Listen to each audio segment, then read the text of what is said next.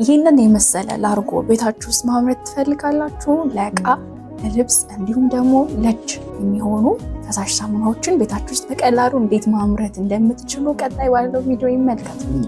በቅድሚያ የምናደርገው ቴግዛፖን ነው። ይሄ ቴግዛፖን የሚባለው ቅባታማ ነገሮችን በማስለቀቅ እንዲሁም አረፋ በመስጠት ይታወቃል። ቴግዛፖኑን አድርገን ከጨረስን በኋላ ደግሞ ሳናማስለው በቀጥታ ሰልፎኒኩን እንጨምራለን። በመቀጠል ደግሞ የምናደርገው ፎሚንግ ነው። ቴግዛፖኑን፣ ሰልፎኒኩን እና ፎሚንጉን በቀጥታ ከጨመርን በኋላ እናዋህዳቸዋለን ማለት ነው። በተቻለ መልኩ በአንድ አቅጣጫ ለማማሰል እንሞክራለን፣ አረፋ እንዳይነሳ። እነዚህ ሶስቱን ግብአቶች በቀጥታ ጨምረን ካማሰልን በኋላ የምንጠቀመው ናይትሮሶል ነው። ናይትሮሶል በጥብጠን ነው ወደ ውሃችን የምንጨምረው ማለት ነው። በተወሰነ ደረጃ ያክል ወፈር ሲልልን እንጨምረዋለን ማለት ነው። ከዛ ሳናማስለው በመቀጠል የምንሄደው ወደ ሶዳሽ ነው። ሶዳሽ ደግሞ የሚያደርገው ምንድነው?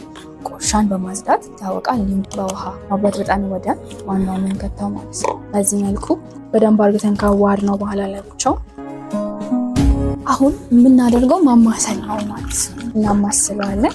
እነዚህን ሁለት ግብአቶች ከጨመርን በኋላ በስተመጨረሻ የምናጨምረው ጨው ነው። ጨው ደግሞ የሚጠቅመን የበለጠ እንዲወፍር ይሆናል ማለት ነው። ለብቻው በውሃ መበጥበጥ ይኖርብናል። ያዋሃድነውን ጨው ወደ ላርጎ ጨምረውና እናማስለዋለን።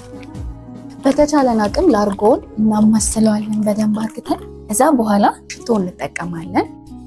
በዚህ መልኩ እንጠቀማለን ማለት ነው። ከለር የተወሰነ በዚህ መልኩ ቆንጆ የሆነ ፈሳሽ ሳሙና በቀላሉ ቤታችን ውስጥ መስራት እንችላለን ማለት ነው።